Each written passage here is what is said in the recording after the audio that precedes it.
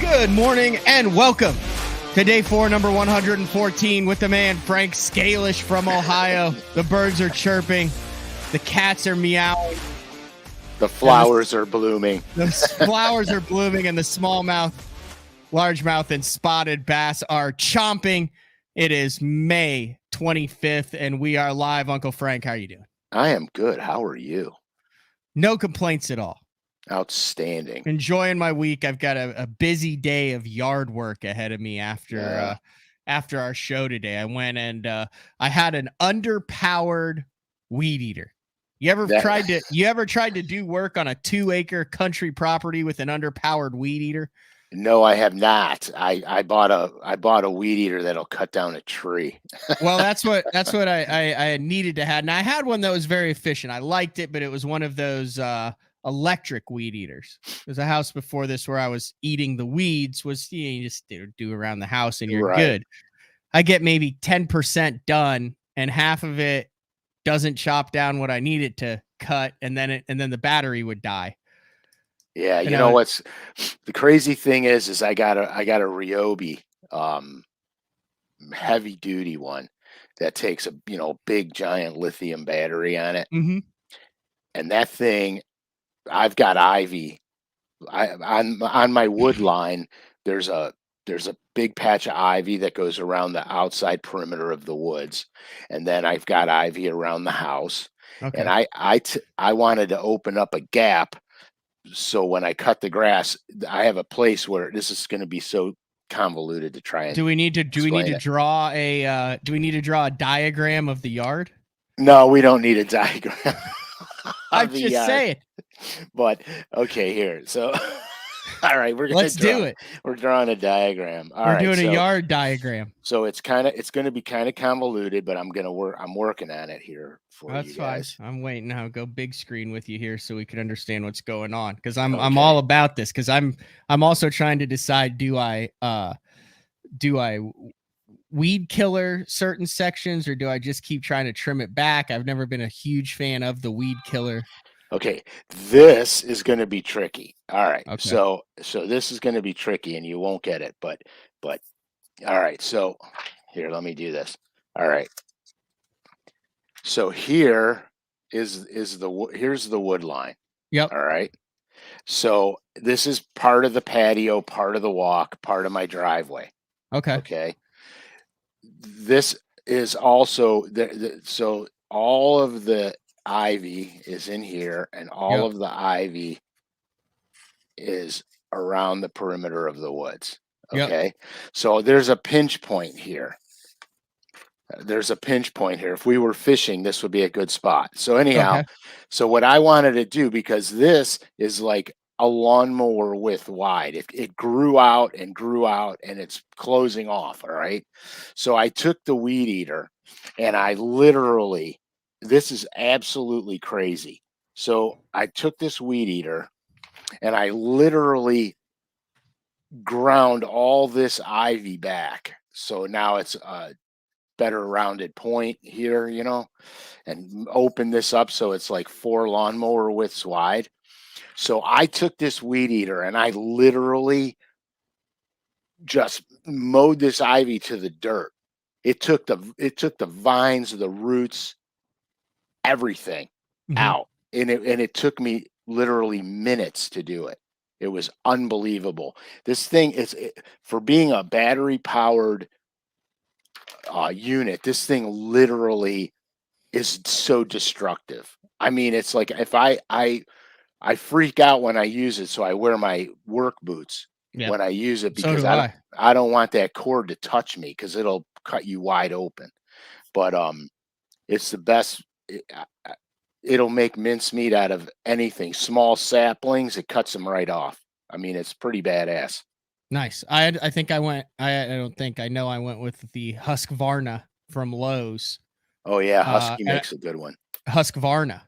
Right. Husqvarna with it's orange, which is kind of like OSU in Texas. But anyway, I got over that, and or Mark's Super Spooks. Yeah, well, no, those are accented orange, but yeah, no, I'm all in on this. Takes the actual gas. It has the deal where you prime it and then it starts and it goes, and then you hit it and it goes, and you like feel like you're playing air guitar with the weed eater. Yeah. I would point out, this reminded me of what you said. I just Googled it. Did you know that some plants emit noise when they are cut, which can be interpreted as a scream? This noise Yeah. is a form of communication for survival. Plants do not have a nervous system, but plants can also cry for help if they are injured. Oh my gosh. Did you know that? I No, remember I didn't know seeing that. that recently. I was watching the news and they were talking about how plants scream Perfect. as That's they're perfect. fed. They So that's just a nightmare opening segment if you're a ficus. My yard must be when every time pull that thing out, my yard must freak out. He's Yeah. back. John Tix asks, "Is this are these available on LureNet?" No, they're not. You know, Husky used to make Husqvarna used to make motorcycles. I'm sure they still do. Oh, this thing sounds like a motorcycle. You got to have the oil and gas mix in it. Uh, Oh I, yeah. I, w- I was trying to think, and we could kind of relate this to fishing a little bit, but so I got the thing home, and the string, the eater part was back is encapsulated in the head. So I had to take the head out and figure out how to restring it.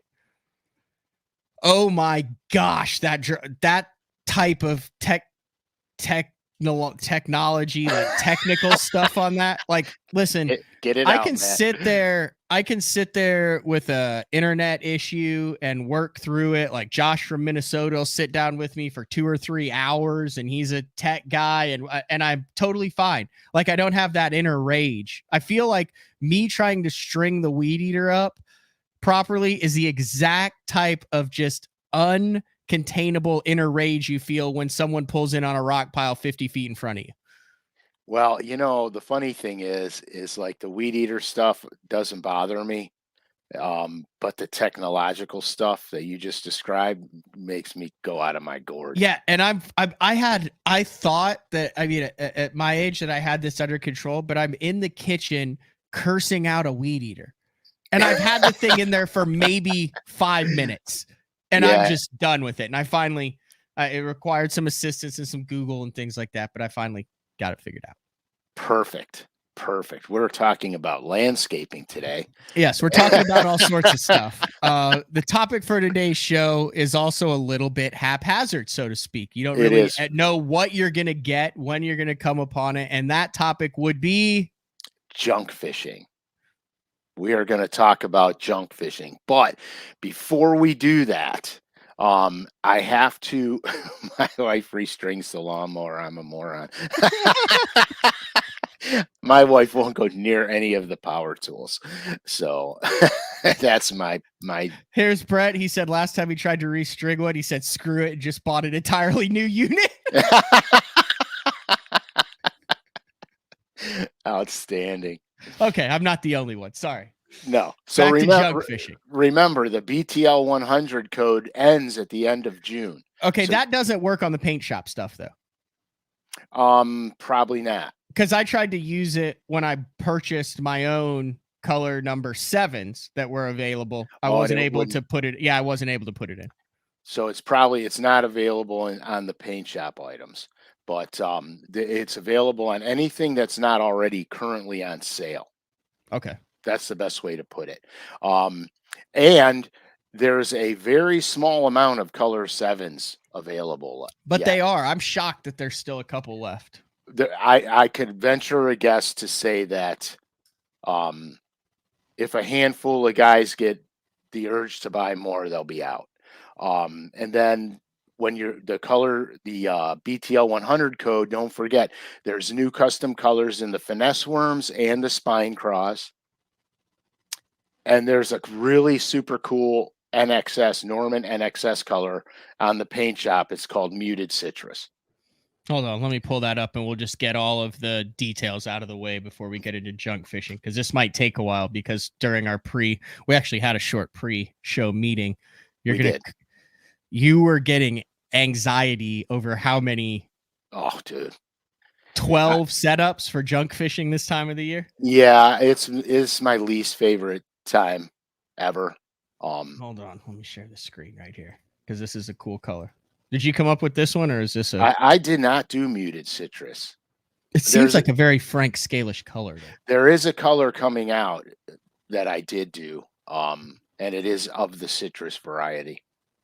No, this color is pretty badass. The shoulders actually are almost like a pink silver pearl on the shoulders of this thing. The back blue is like, remember how we used to lay them on the dashboard and fade them out in the old days, Matt?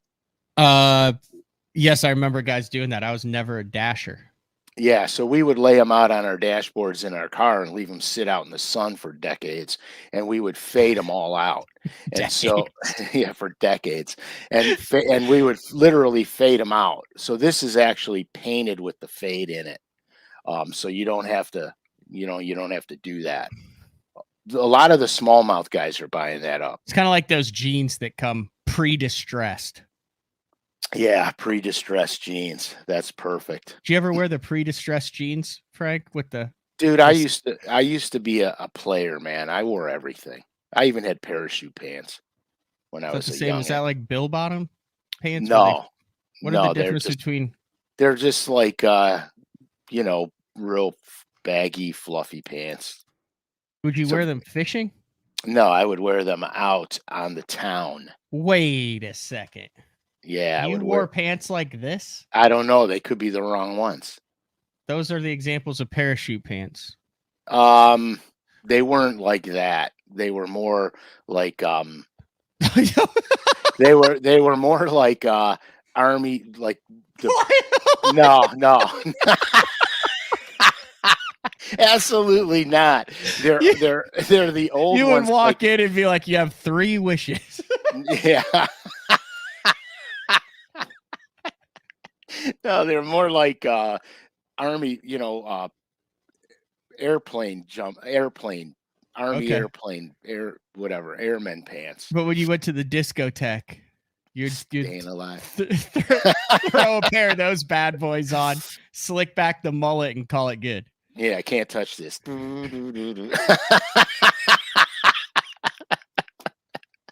Yeah, you can draw and carry a tune. That's multi-talented. Oh yeah, there's many facets to me that nobody knows about. Thank God. Okay, yeah. Sorry. Were we talking about fishing? We're talking about junk right now. How did we go from a muted, subtle chartreuse to parachute pants? Because that's how that connection was made. I said back in the day.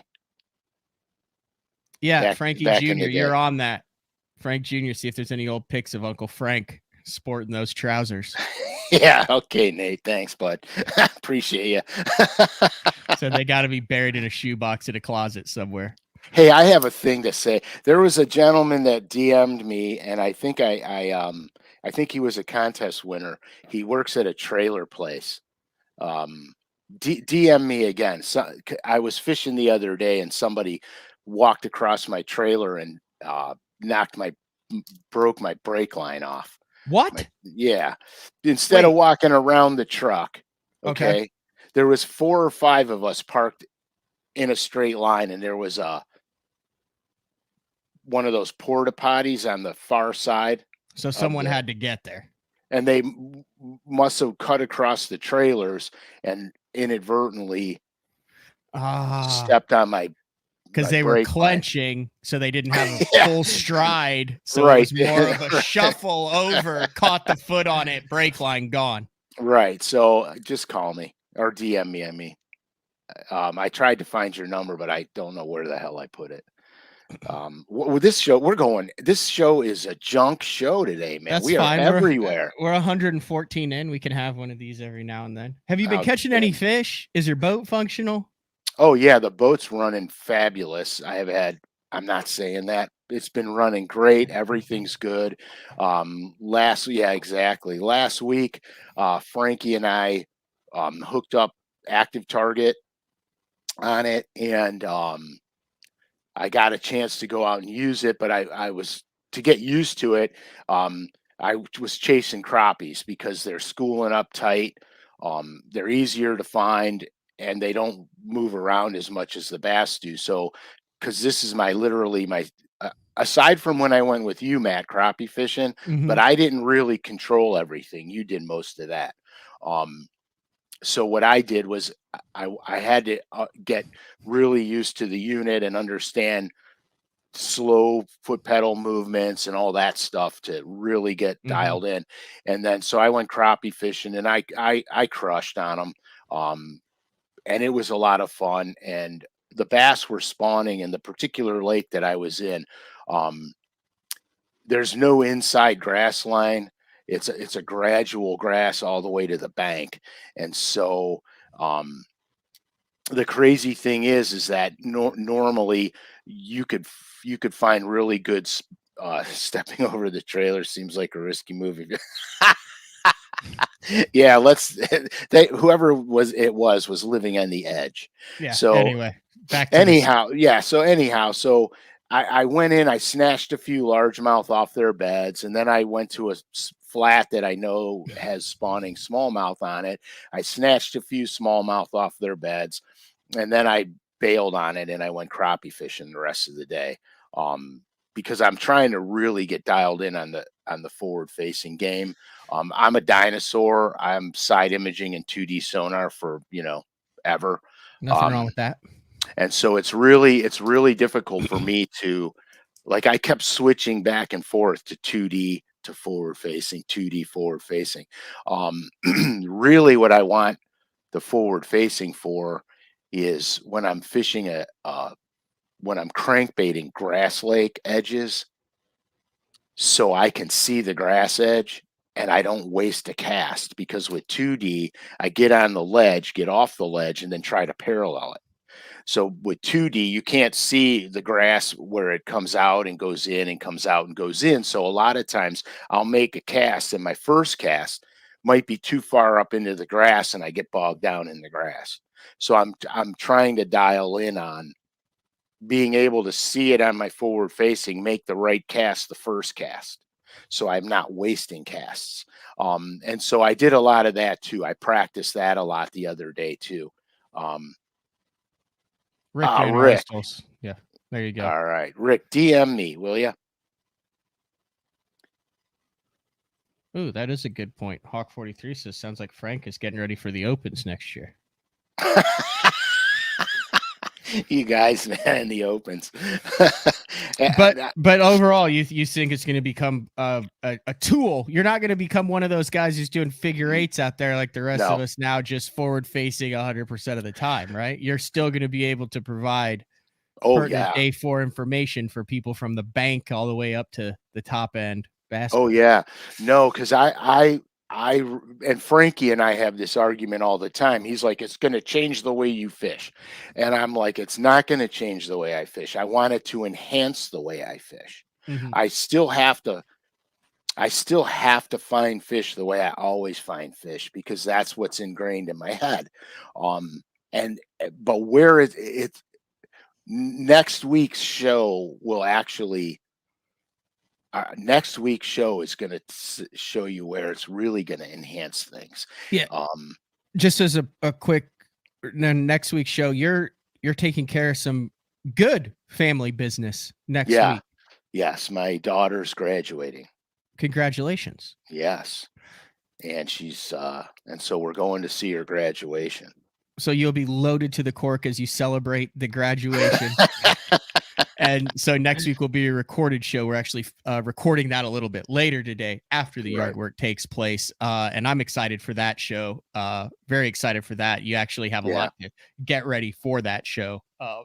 But that'll be next week's show then. Right. But this week's show is absolutely junk fishing. Oh, are we going to start actually talking about what the show's about now? Yeah, let's do it. All right. Let's do it. We've been bloviating long enough. That's good. Don't you think? It was some high quality bloviation. Boy, right. Some high quality bloviation. That's some high quality H2O. And dude, you got me on big screen and I don't have an illustration to show yet. Well, no, I'm just putting you on big screen because all right. You're talking. I mean, what am I going to do here? Why do they need to see me at an equal size going, yeah, yeah. Well, because you're going to interject, dude. Okay, well, I'll interject as a tiny little man to your right. Okay. Okay. So, first of all, I'm going to qualify this statement right now. This is my absolute, the most hateful way that I could be in a boat is when junk fishing is the issue. Now, we're not talking junk fishing like there's a pile of trash, let's go fish it. That's not junk fishing, okay? Um, Junk fishing is when there's no main specific pattern. There's a lot of little things going on the lake. The bass are in a big state of transition or in a real big funk. And so what's happening is um, there's a lot of little patterns happening all around the lake. That's junk fishing. The problem with junk fishing is you literally need your front deck plastered with fishing rods because you have to have a different lure for every possible scenario that you can encounter while you're moving around on this lake. This is way too unorganized for my OCD. I absolutely hate this type of fishing. But you have to do what you have to do to catch them. So I thought it would be an interesting show because you guys know how organized I am all the time. So when does this typically happen? I guess is the question. All right. So what I'm finding out is that typically this happens at the very end of the spawn through parts of the post spawn. What's going on now is you've got fish leaving beds, fish that had left the beds earlier, because this is the way end of the spawn. There'll be a few fish on the beds, probably 80% of them are off the beds. And as you know, fish don't all spawn at the same time. So you've got fish in many different transitions, basically. The sloppy pattern will start to tighten up as summer starts to really get solid. Then the patterns start to tighten up again. So the best approach that I could say, because honestly, I hate this time of year. So the best approach that I could say is the first thing you want to do is you want to look for spawning areas, and you're going to work out from those spawning areas because there's going to be fish all the way through. Like here last week, you guys were all piled on the Decatur Flats. Well, the Decatur Flats in places is shallow enough for bass to spawn on them. And they've got all kinds of little drainage ditches that run throughout these flats. So the bass can spawn on the high spots in the shell beds and then pull off into the drainage ditches based on weather, wind, or current or lack thereof. And lack thereof will get into next week's show. Because then the bass have a tendency to suspend because they don't have to hold on anything. There's no reason for them to. But so the next thing to do is I'm going to find these spawning flats, but I'm going to look for areas here. I'll show you. I have a map. So what I'm going to do is, you do have a map. Yeah, I have one map. Wow, that's a quality map too. That's some high quality H2O. So anyway, can you see this thing? Yes, absolutely. Okay, because it's popping. I'm behind. So no. So these are the spawning flats, okay? Yep. Right in here. So now what I'm looking for is, okay, I've got some connected structure. This is a long point. I have connected structure that's still connected to the bank. I've got near offshore structure that's super close to the bank, but it's a separate entity unto itself, adjacent to main lake channels. Okay, so in my opinion, this area right here has everything we need. We have a gut in it, so as bass are piling out of here, they can stage in the gut before they start spreading out into their summer range, or they can run down the long tapering points. Obviously, from all the shows past, you guys know the inside turns, high percentage areas. Here, this is a sleeper because what you have here is you have sort of a point underwater, but it's very close to this unconnected item right here. So Mm-hmm. this here has everything you want. Now, you'll add to it by if there's grass, blowdowns, stumps, rocks, what have you. All that adds to it, okay? Which brings you to the 50,000 rods you got to have on your deck It's actually because 12, I believe. yeah, it's 12. But this 12, God, see, I can't even talk about it. Like if you ever see me on the water and I've got 4 rods or less on my boat, Mm-hmm. I'm smashing their brains out. Mm-hmm.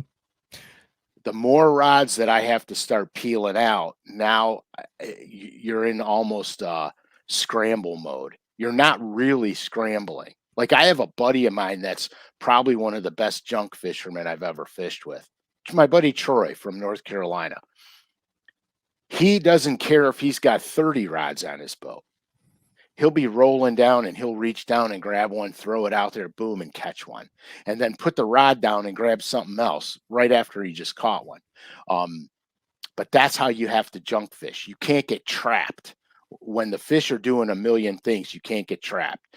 So if you're going down a bank and you're going down the bank and maybe there's some blowdown, some wood, and you're flipping and pitching, right?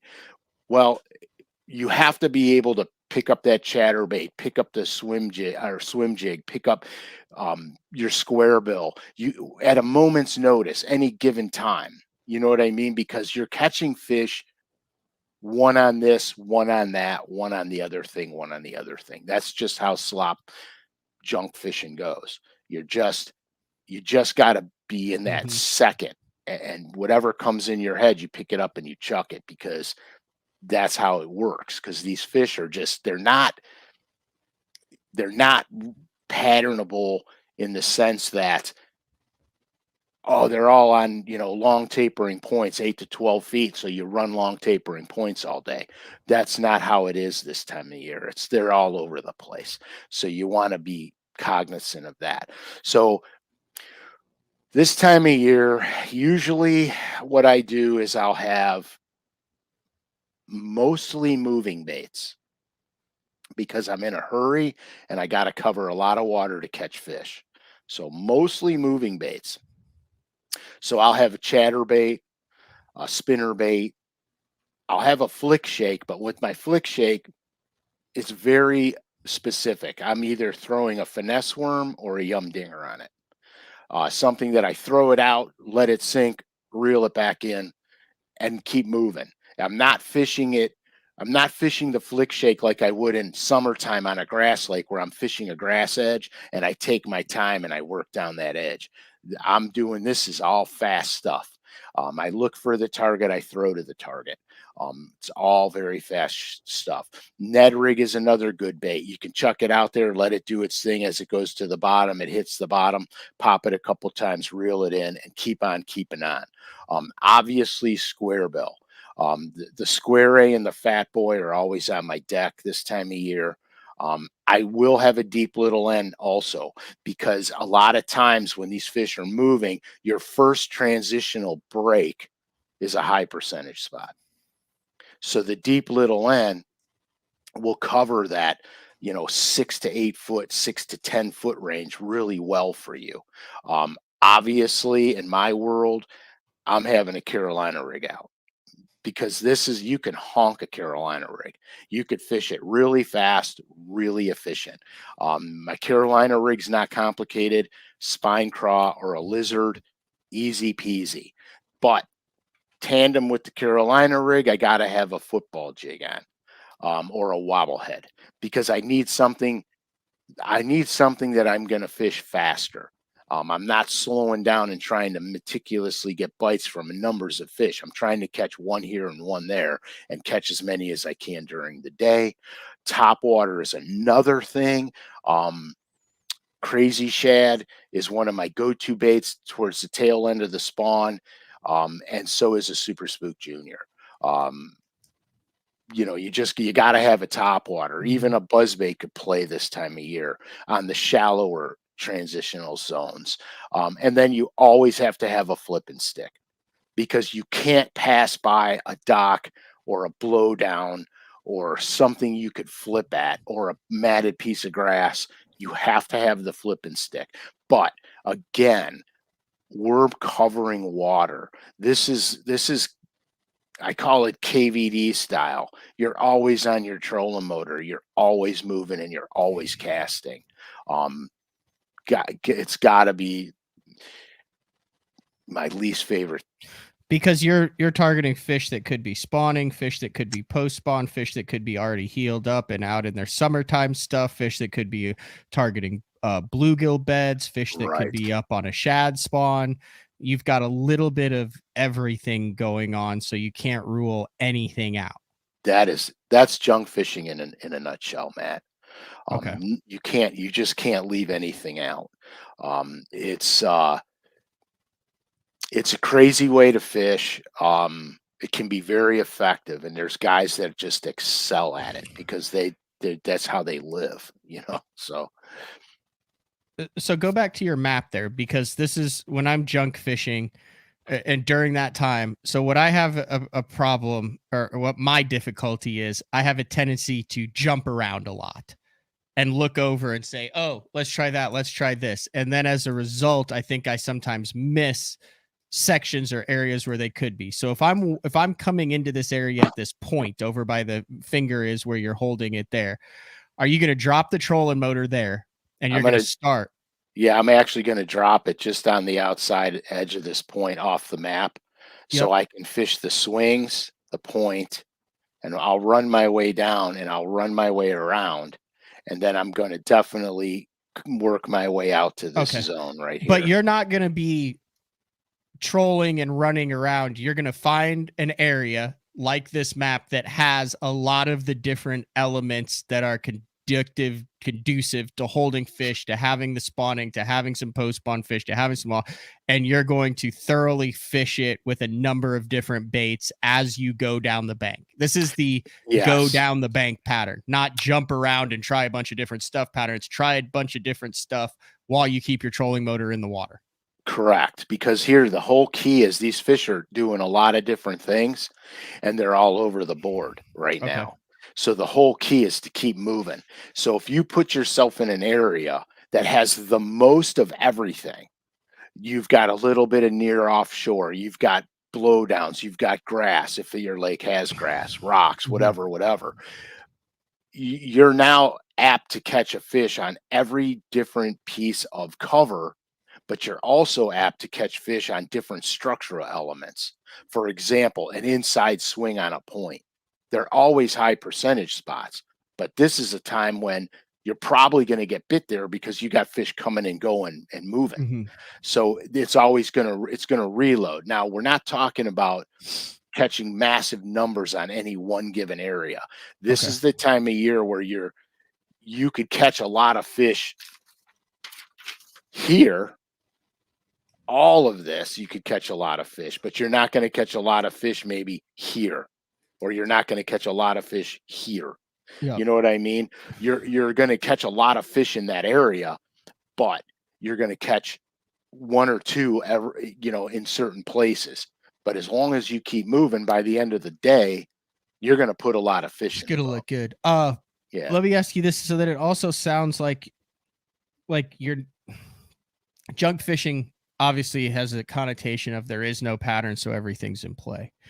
But I talked to Brian New about this on Monday, who did some junk fishing stuff on Lay Lake. He finished fourth in that event. But one of the interesting things that he talked about was he was going down long stretches of bank, but he also had very specific stuff that he was looking for in the grass, where like a cabbage met a water willow. And on a dock, he was looking for a very specific type of dock that didn't have the black death or the gorilla snot underneath it, that had current facing it and hitting it so that it would clear out the stuff. So he wanted that clean dock underneath, and then he wanted the mixture of the grass. So to me, it sounded like, he was junk fishing, but every rod, every technique that he had, there was also a pattern within that pattern. So there was a certain thing he was looking for in the grass, a certain thing he was looking for in a dock. You could have a certain thing you're looking for on laydowns, a certain thing you're looking for offshore. So you have a bunch of these little mini patterns within the chaos. Right. And that was the opening statement. There's many different little patterns going on. Yep. And so you have to be cognizant of that. And that's 100% correct. 1000%. But that's how you kind of justify in your head the chaos of what you're doing instead of just randomly picking up something and trying it. When you get to something, you're noticing where that fish sits on the laydown, whether it hit a square bill, whether it was flipping and it was at the base. So you could go back on all the day fours, how to fish laydowns, how to fish offshore, how to fish post-pod fish, how to fish shell, how to fish current. Right, and you put them all together in one bag and throw it on the deck of your boat. Yeah. Because look, there's always specifics. Fish want specific things. We call it a junk pattern. The reason we call it a junk pattern is because you need 12 rods. Yeah. You know what I mean? Or 14 rods. Because like you just said, when you pull up to a blowdown, they might be in the first big crotch of the tree where the branches first spread out, or they might be on the root ball against the bank. You'll pick this up as you go. So the next time you go to the blowdown, you know that I've got to flip something against the root ball and I got to square bill the first split in the branch. So now you're fishing the blowdown, but here you got two baits. You got a flipping bait and a square bill.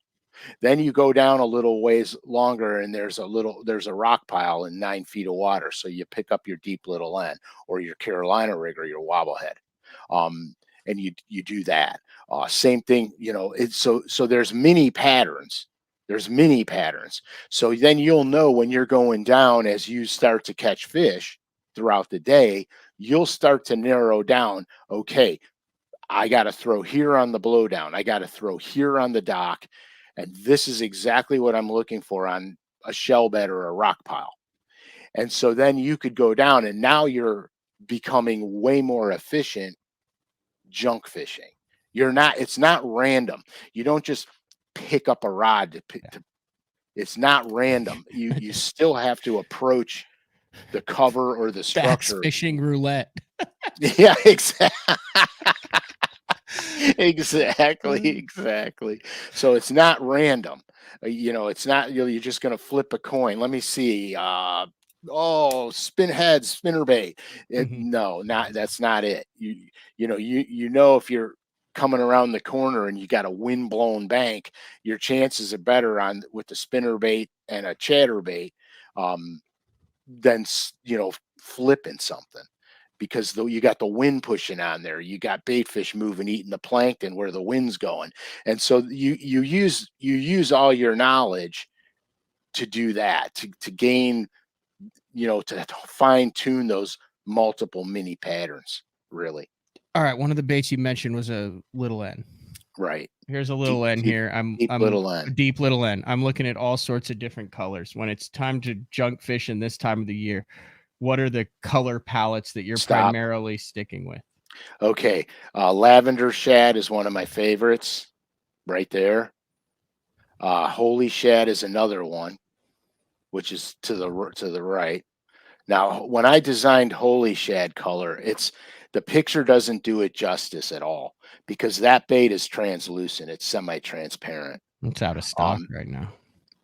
Well, yeah, it was a good seller. And then back down because I also have some oldies that are important. Chartreuse and blue is a very important mainstay of mine because I'll fish that in stained off color water, even dirty water, and then go back and then let me see, keep going. Stop.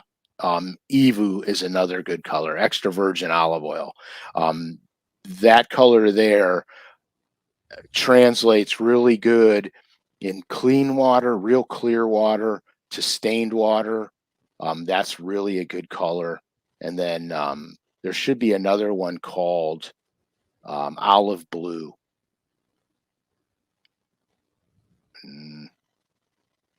Well, Bama shad's always good too. But all these are mainly shad bluegill imitators. You're not Right. fishing the oranges and the No. weird off color stuff. That was kind of more my point on, or my question on this. Yeah, because we're out of the reds. The water temperature is way too warm. Bass are already done spawning. They're keying in on bait and bluegills. So I'm staying more bait fish. Have you mentioned this? Have you gone through all 12 yet? Or did I? I did real quickly. Did you Chatterbait. mention a shaky head? I mentioned the no, I didn't even mention the shaky head. I did flick shake and Ned rig Okay, same thing. and That'll fall shaky under head. that. Okay. Yeah, but no, the shaky head's a good bet too. Um, Now on my shaky head, I do some weird things with my shaky head baits. I throw the finesse worm on it. Um, I'll throw a dinger on it, a 5-inch dinger on it. But I'll also throw a 4-inch hooktail worm on it. And see, and these there's a lot of. I'm so glad they put the color extension into the finesse worms, because now you've got GB Hayes, Elder's Magic in it, green pumpkin blue, which is one of my favorites. My favorite two colors, probably, if I had to pick two that I'm starting with wherever I go, is going to be green pumpkin blue or GB Hayes. Because GB Hayes is translucent enough where in clear water it's money, and in off color water it's money. And green pumpkin blue is just, I mean, green pumpkin is good. If you're ever in doubt, just throw green pumpkin. Yep. You know what A I little bit mean? of chartreuse, little splash of chartreuse on the tail, or not? 100%. Yeah, Yeah, I do. But a tiny bit. I mean, a real just the tiny just bit. the nipple. Yeah, because if you've ever seen bluegills and perch in the water, the rim on their tails has that vibrant greenish chartreuse hue to it. So I just want the representation, basically. And that bait's really great on a flick shake too, Okay. especially in pressured areas, because it's way more finessey. And so that's kind of how I go with that. We also talked square bills, um, deep little ends, Carolina Mhm. rigs, football jigs, wobble heads. Um, So you have you stuff know, that covers all different, all all the water columns. Yeah, all the water columns. Another bait that I didn't even mention, like a breaking shad or a super fluke style bait, Yep. that's also very good, because when you come up to those shallow areas, you can throw that thing up there and work it back. And here's something that I noticed a lot. Um, when you think it's too shallow, it's not too shallow, because on some of these super clear water lakes, you can't see the bass in 10 inches of water. There's all kinds of debris, grass clumps, et cetera, and the bottom is mottled. So if you look at the bottom and it's not one smooth color and you see dark and light spots, that's money, because that's where the bass hide. Couple days ago, that's how I was catching all my largemouth. I was throwing a wacky rig dinger in 10 inches of water. I couldn't see any of the fish, but it worked everywhere the bottom looked mottled, where I had light spots, dark spots. Um, it worked. And when I got into places where the bottom was all the same color, I couldn't catch anything. And so I was scooting down the bank, and as soon as I came to an area where it looked all marbly and mottled, I would start casting out there and start catching them. Again, pattern within the pattern, right? They weren't all just in 10 inches to 2 feet of water. There had to be the reason, and the reason was all that marbling meant that there were dips, high spots, grass clumps, debris, and a good bottom composition. Because at the end of the day, we're we're at the tail end of the spawn right now. So at the end of the day, I'm catching fish that I can't see, that are maybe on beds, and catching fish that are still in the area that are just leaving. So you want to be cognizant of that also. So that's a lot of information. What we've basically done here is taken 3 months of day fours for the last 2 years and kind of said, hey, take the best of this once you know this technique and this technique and this technique and this technique, and you're kind of throwing it all together, and you might catch 9 bass on 7 different baits. Absolutely. I mean, without a doubt, Mm-hmm. that's junk fishing. You know, not fishing junk piles. Mm-hmm. Right. Now, let me ask you this about junk fishing. This is something I struggle with. I think something a lot of people struggle with. A lot of times you're going down the bank, you're doing it. There's 3 or 4 baits that might work. You're by yourself. Let's say you could throw a pad crasher up there. You could throw a spook. You could throw a chatterbait. You could throw a dinger. Maybe there's all sorts of things. So if you're in what you would consider high percentage, high quality, high bite quality water, and you're not getting bit on one thing and you're switching, are you going to fish that same water with 5 or 6 different offerings, or how, you see what I'm saying? Like, how do you know Right. you're not fishing pass fish just because out of the 12 rods on your deck, you happen to pick up the wrong one and you're throwing a wobble head, when if you'd have been throwing a spook, you'd have gotten crushed? How do you know you're Right. not fishing pass fish when you're junk fishing, I guess, is the easy Well, way to answer. because we're narrowing down the mini patterns, right? So let's say I'm going through an area and I'm not getting bit on a whatever bait I'm throwing. Mm-hmm. And then I pick up another rod because I come to I'm because I'm cruising, I'm keep Mm-hmm. moving. I see stuff that I should be fishing. I pick up a different rod and I catch one. Now I'm gonna go, okay, they wanted that crazy shad So now on you're going this. to go back and fish the crazy shad on the stuff you just fished and didn't get bit when you weren't throwing it? If it looked really, really good to me and I should have got bit there, I may just turn around and go back. Okay. That was my Um, question. because if they're showing a preference, like here, I'll give you the other day because this is 2 days ago, 3 days ago. Um, I said I'm fishing places that I never fished on this lake before, and I did it intentionally. I put myself in positions for constant learning. So I said, okay, I have traditional areas that I know I could go catch fish. I'm going here because I've never been here before. I've never seen it before. So because I have to keep testing myself and I have to keep growing as an angler. So I go down this stretch and um the bottom was marbly and mottled, like I was explaining earlier. And I started ripping through there and I was throwing a shallow running jerk bait because I wanted to keep it off the muck, but keep moving. So I'm throwing it, throwing it, throwing it. I'm not catching anything. Nothing's following it. I had bluegills following it. So I'm like, bluegills. So I picked up my 5-inch dinger, GB Hayes, with a little spike on the tail. I don't coat it. I just do it like the bait's going to look. And I skip it out there and it's sinking down. And I'm kind of in a mode where I'm cruising and all I'm doing is I'm looking in front of me. I'm looking for stuff in the water. So I fired it out there. I wasn't paying attention to the bait. I was still looking where my next cast was going to go. And I felt a heaviness and I leaned in on it and I didn't even feel the bite. I leaned in on it and it was a decent largemouth. So I went, holy smokes, man. That was probably a spawner that I didn't see. So I went back to the beginning where I started seeing all this modelly stuff. And I went back in there, I picked up the GB Hayes and I went through there and I caught 3 other ones in an area that I just went through and didn't catch anything. So now I said to myself, okay, when I see the marbled bottom and it's 2 foot or less, the wacky rig's going up there. So I started narrowing down what I'm looking at as to what I'm throwing. So as I'm progressing, I'm going, okay, wacky rig over here, jerk bait over there.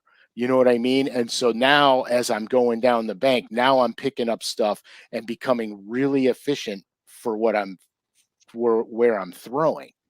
And so that's how you take a slop junk time of the year to your advantage, because yes, you're fishing 12 to 15 different rods, but now you're understanding which one's got to be thrown where. So if somebody's watching you and you're going down the bank, and 1 second you pick up this, and then another second you pick up that, you know, because of what you're fishing, what you need to be throwing, where a guy watching you will go, oh, he doesn't, he's just picking up rods willy-nilly. He doesn't know what he's doing. But really you do, because you're learning as you go. And so that's the key to junk fishing. It's good stuff. You want to wrap things up with a couple of random viewer questions? Yeah, let's do that. We haven't We done got a that in a couple good long ones. time.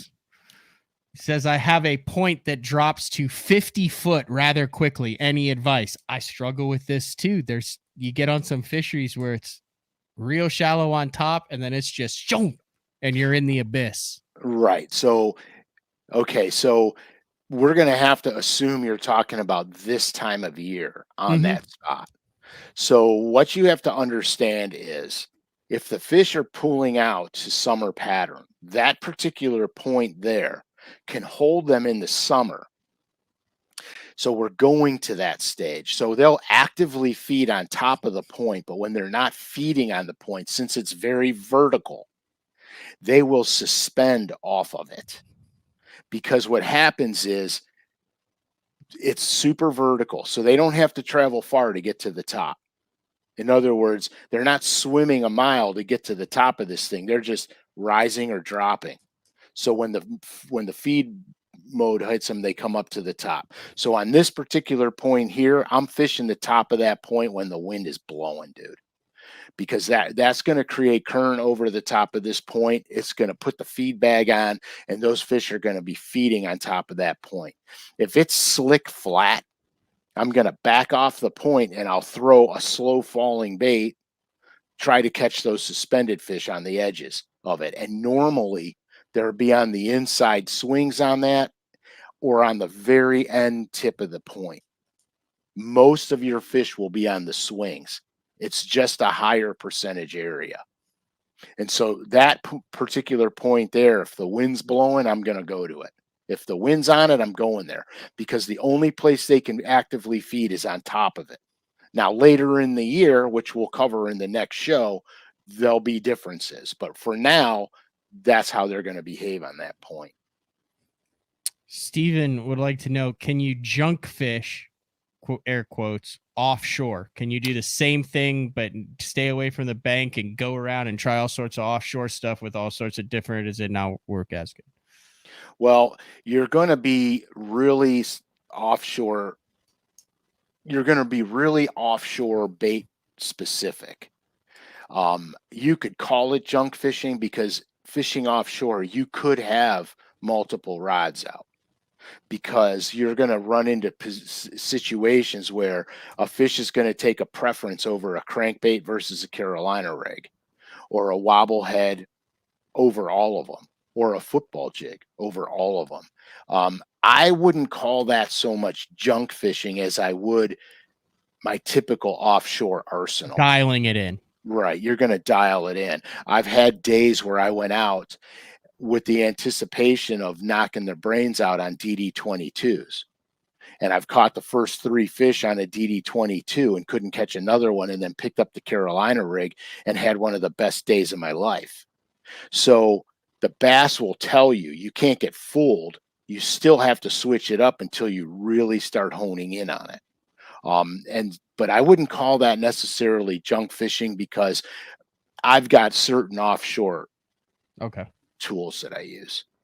Here's a good one. Captain Lawson said, how should I look for spawners on a lake like St. Clair this weekend when there are very few contours, because it's basically a bowl? Okay, so it's really easy. It's all about weeds and bottom composition. So what you're going to want to look for is sand, gravel, and rock, but they got to have vegetation mixed in there, because they're going to use the vegetation as cover. You can see, depending on how clear the lake is, because sometimes, depending on which wind direction is and everything else, it'll turn up some of the bottom debris like sand and stuff like that. So you're going to want to put yourself in position where you can see better. So you're going to look for that cleaner water. And some of the smallmouth fisheries, when the sand is mixed in the water and it looks almost whitish, The bass don't like that so much because they breathe in the water, so all the particulate matter gets in their gills. It's not very comfortable for them. They won't necessarily vacate the area, but they could get harder to catch.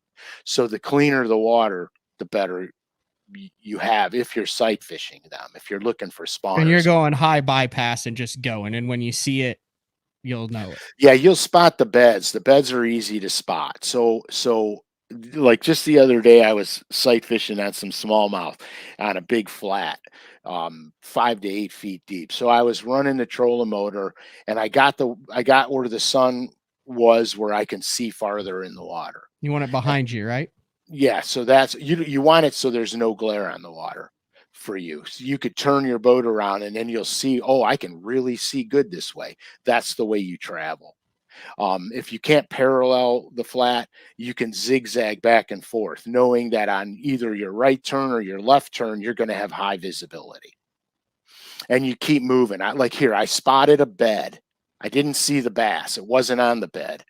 I spotted the bed. It looked like a pile. It looked like a little pile of rocks with some shells on the outside of it. So I spot the bed. I don't see the bass. I turn the boat. I got a really good vision. About 10 feet away, I saw the smallmouth. So I spun the boat around where I can see the bed really clearly. And I waited it out. And she came back to the bed. And I pitched in on her and she bolted again. So I'm like, dang it, that fish is not, she's not locking. She's there, but she's not, almost not catchable. So what I did was I repositioned my boat a different angle. I was really hard for me to see the bed, but she couldn't see me as good either. Okay. She came right back to the bed. She positioned herself on the bed. I threw the yum dinger out at her and she got it. I didn't even feel it. I didn't see her flare on it because I could barely see her. The angle, the sun angle was horrible. She flared on it. I just leaned on her a little bit. I had a couple head shakes and it came off. I said, oh, I'm going to catch her on the next one. So the wind was pushing me on her bed. She scattered again. So now I went behind the bed so I could be into the wind. And I waited on her. She came back and I caught her on the next cast. It was a 4-pounder. I caught her on the next cast. So it was a game of cat and mouse, so to speak. Like I said, I left those fish. I didn't stay and sight fish on the bedders. I left them. And then I actually went crappie fishing with active target. You're screwed on that. That's all you're going to do now. Brett would like to. We'll take another question here. For northern glacial lakes, after the bass are done spawning, do you prefer staying shallow and fishing near bluegill beds or bouncing and going offshore? Okay, so the bass are going to tell me what I have to do. I like the northern lakes a lot because you're going to have a mix of. Is that like Cayuga?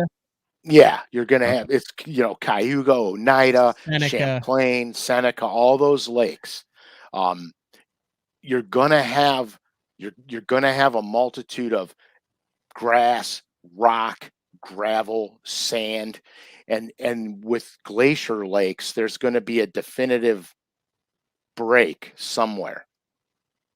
So they're not, I don't want to say they're easy, but they're easier because all you have to do is get where they were spawning and start to fish your way out to the first break, or you can do it in reverse. Get on the first break and fish your way to where they were spawning. Somewhere in the interim, you're gonna find the depth range that the fish want to be at. I say depth range because that's very important in the northern lakes. The fish will utilize a certain depth based also on clarity. Okay, water clarity, because some of these northern lakes super clean and some of them not so much. Mm-hmm. So the depth range is the important factor here. Like there's one lake that right now you can be fishing 2 foot, 3 foot to 0 feet and catching them, and the spawn is over for the most part. And there's another lake literally 30 minutes away from this lake that's super clear, and you got to be in the 8 to 9 to 10 foot range. They're doing the same thing, but they're doing it a little deeper on the cleaner lake. But the northern glacier lakes are pretty easy, because you just need to establish depth first, and then you'll dial right in on them. And don't ignore topwaters on the clear northern lakes. Super spook juniors, crazy shads, etc. Um, don't ignore that on these lakes because they can find fish for you. All right, 2 more quick questions. Tidal water. Fishing tidewater. When do you know to go deep, or when do you just stay shallow and fish the? Okay, the tidal waters are tricky in a sense that they bite way better on the outgoing and the incoming, and the outgoing is the best. The incoming, as long as the water's moving in or out, you're going to have biteable fish.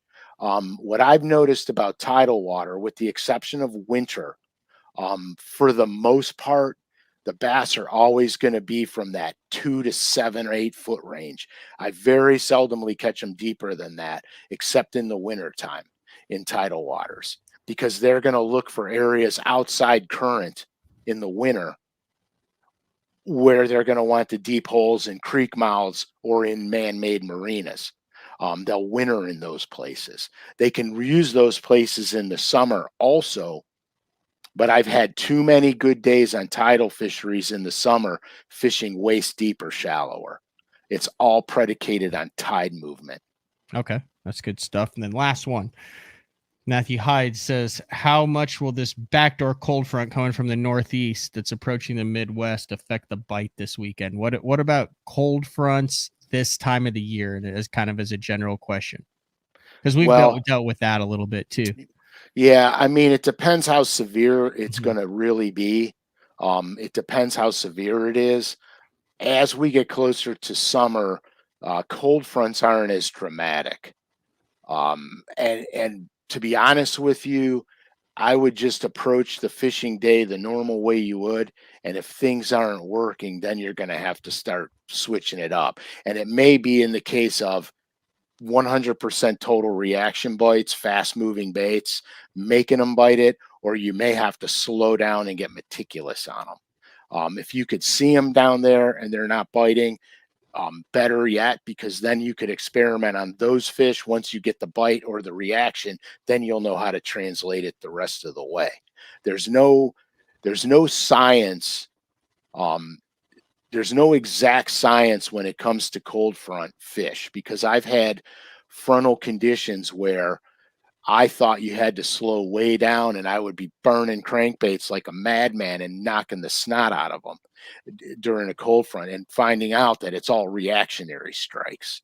And conversely, I've gone out, during the cold front or just right after, which is really the toughest time, just right after, where I had to literally, milk a flick shake, and then all of a sudden you go, boom, and oh, there he is. You know what I mean? So you got to experiment with it, because every place is different. Up here, if the bass stopped eating every time we had a cold front, they'd starve to death. So, it's different places. The worst place I've ever seen cold fronts affect fish is in Florida. Yeah, the Florida straight cold front. Yeah. Well, there's the music that I started, because I said that would be our last question. Next week's show, what's the topic again? Suspending bass.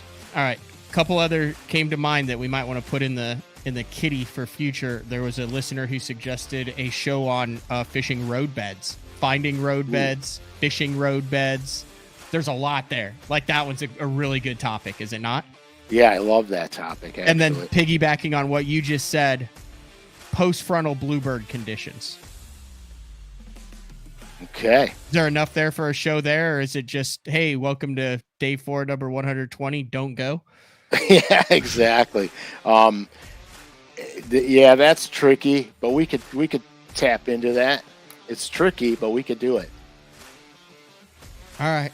Like I said, congratulations on the graduation of your daughter. It's out there in your favorite state in the country, isn't it, Uncle Frank? Yeah, that's where you're considering moving to, isn't it? Yeah, you got a good chance of that, Matt. I'll take up golf before I move there. Cost of living, politics, weather, 3 for 3. I'm taking up golf before I live there. All right.